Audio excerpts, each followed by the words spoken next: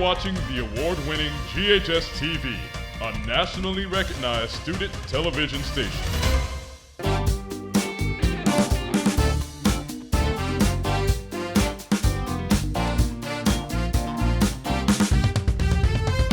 Hello and welcome to GHS-TV's award-winning talk show, Crosstalk. I'm Calvin Nicholson. Let's talk about you. What's going on in your life, whether you're at home or at school. Today we're going to explore a major topic of implications for Germantown High School and the entire Shelby County Schools community, the construction delay of a new school building intended to replace Germantown High School. The Shelby County School Board approved the $3.5 million purchase of nearly 36 acres of land in Cordova, marking the district's first new high school in over a decade. This new facility is set to accommodate up to 1,800 students. To help us navigate through these complex development plans, we're joined by Dr. Marie Fagans, Superintendent of Memphis-Shelby County Schools, and Dr. Jonathan Stencil, Principal of Germantown High School. We will explore reasons behind the delay of construction, the district's 10-year plan, and how the transition will affect students, staff, and the community. Dr. Fagans, Dr. Stencil, thank you both for joining me today. We're going to start by discussing the current status of the land purchase and what that project timeline means. Dr. Fagans, can you provide an update of the current status of the land purchase for the new high school? Sure. So, you mentioned it, a bit of a delay. But I want to open up, Calvin, and just be really clear that Germantown High School is not closing. So I just want to state that as clear as possible. Where we are, and I think we understand all things construction, you have a timeline and it very rarely goes according to, right? And so where we are is City Council in terms of getting the land approval and in terms of that moving forward. We're still there. We haven't quite crossed that line yet with City Council, so we have a bit of a hole there. We have had all of the reviews, all of the inspections that are necessary in order to move forward. We are in probably phase 2, if you will, in terms of, and I don't want to get too far in the weeds of the jargon, but just the standing up of the architecture, if you will, of the drawings and what the school will look like. Funding, of course, has been a hot topic, and what that looks like, fully funding the school. And so whereas we know that the Shelby County Commission has made a general investment, we know that we don't have full funding yet. And so where we've been having conversations is just ensuring that we can both stand up a substantive school to serve the population that continues to grow here. I've taken a look at pre-pandemic numbers for Germantown as well as what the school is being designed to be built to ensure that when it is constructed that we can not just hold what's here, but we can build it for growth as well. And so balancing that with the cost that is increased in terms of inflation for construction, with what funding it just takes to build a new build, in the greater context of a facilities master plan for more than 100 buildings that we have to take a look at moving forward. And this kind of sets the groundwork. I think just historically we understand that by state law we have to provide a school. And so I want to be very clear that this is not an option. So we're taking pride in building the type of building that students can be proud of, that a community can be proud of, that is state of the art, and continue the robust programs that are already here while building more. And so while the delay is a slight pause, we're really confident that we'll move in the direction that we need to. I think as we continue to have conversations with the parties that be, we can really nail down on the 2027 year, which is what it's currently expected to be. In terms of construction, we know that we have another 9 years, technically to do this. And so we'll make sure we get it done well, get it done right, but certainly be able to provide to the community just a clear timeline as we move forward over the next few weeks in our conversations. Thank you, Dr. Fagans.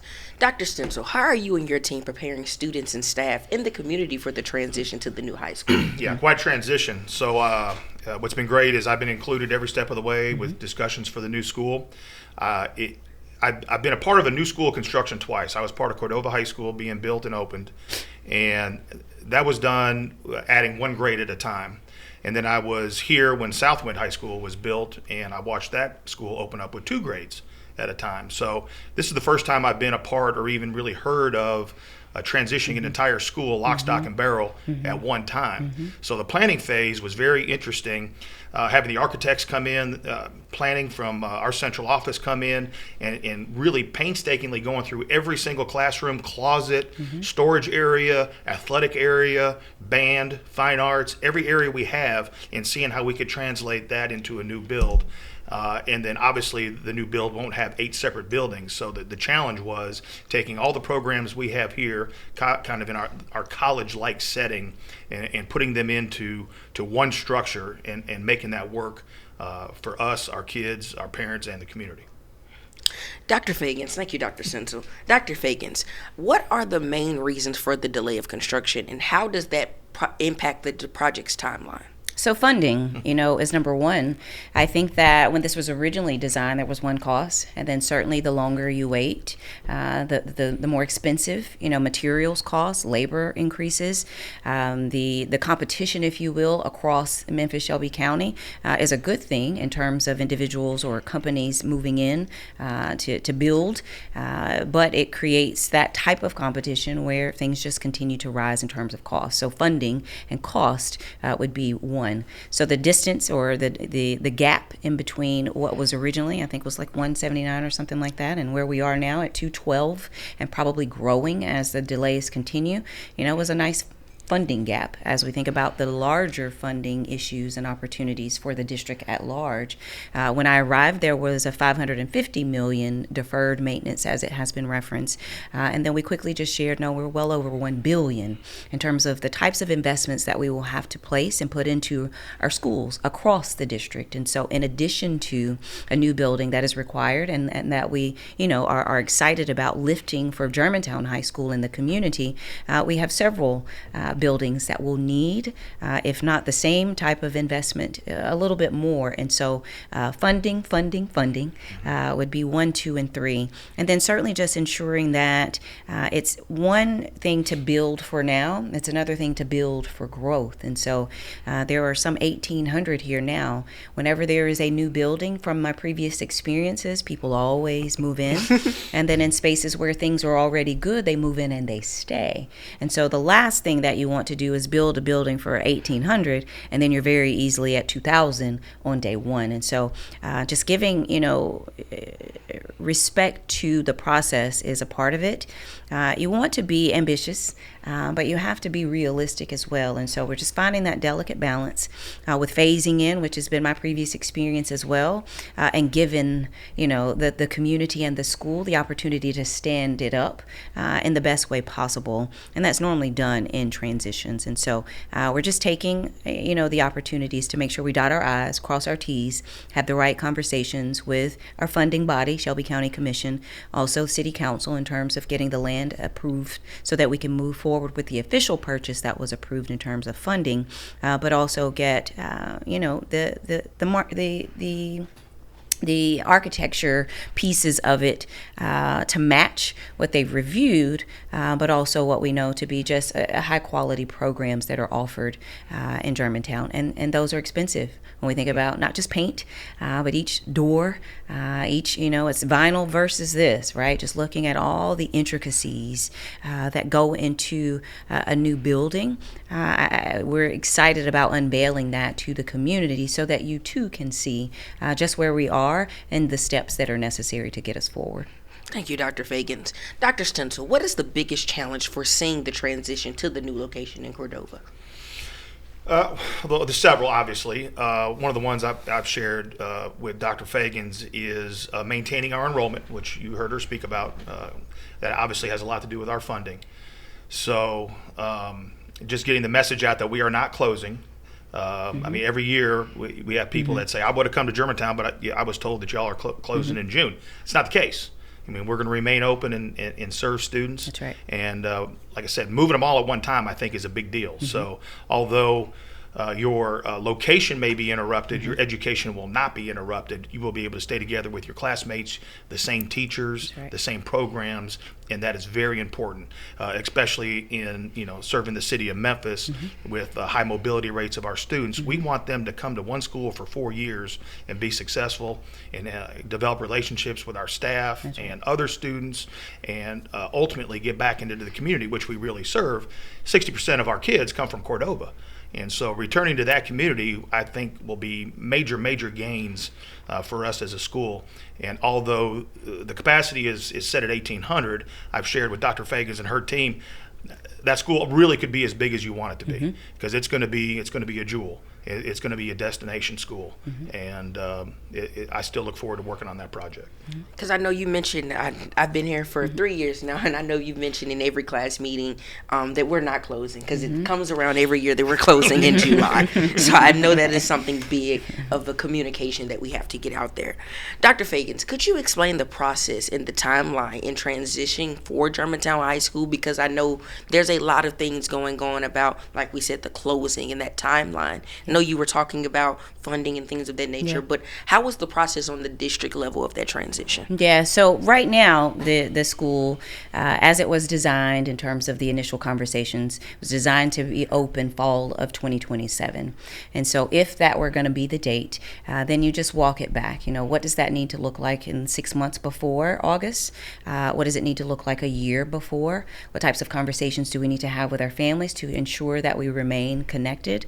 What types of resources are necessary in terms of transportation? We're having to add a road there, you know, for traffic in the new space. And so just thinking about all of the logistics, we're talking about security and safety.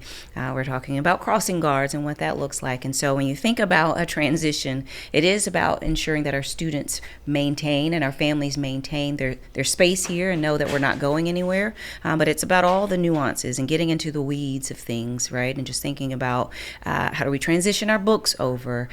Do we have enough vans to even do this? And so third-party vendors and thinking about contractors and what that looks like, additional labors to oversee the project piece in that component, because each phase is just very different. And so phase 1 being where we are, phase 2, of course, being that groundbreaking, which is when you'll know things are real. Phase 3 being the construction of the building itself. Phase 4 meaning, hey, we're starting to move some people over. Naturally, you start moving staff over first. They can get in the buildings, tell you, hey, they put the doorknob on the left instead of the right. They can go through and start reviewing some things. We forgot to build a toilet over here. And these are things that I've had in my previous experiences. And so you move some staff over first, and then you start to transition students over as well. Sometimes you start with your seniors because they're the first to be able to graduate from a new building, and then work it backwards. But all of those, we would work with the administration, determine what is best. As Dr. Stencil understands his community best, teachers understand they've been here for several years. This is home, and we want that to remain so. And so we don't want it to be a jolt to the system unnecessarily, other than the type of excitement that I hope everyone continues to maintain about the transition that is coming. And so as soon as we can nail down for sure, right now it's still 2027. If that changes, we'll certainly share, and then we'll walk it backwards so that everyone can see just how we will get there. Dr. Stencil, Dr. Fagans, it once again has truly been a pleasure talking to you guys today. Well, that's a wrap of this episode of Crosstalk. To conclude our discussion of the new Germantown High School building, we hope all concerned parties have reassurance that GHS will have a new state-of-the-art home. While the building may change, the legacy of the Red Devil will continue to thrive in the new school. We also want to thank our guests, Dr. Fagans and Dr. Stencil, for providing their professional opinion and insight, and we look forward to bringing you back for more updates that unfold. For more information on our programming, please check us out on the web at GHS-TV.org, where we're streaming live 24 hours a day. You can also check us out on Facebook and Instagram. I'm Calvin Nicholson, and from all of us here at GHS-TV, thank you for watching Crosstalk, and I hope to see you again.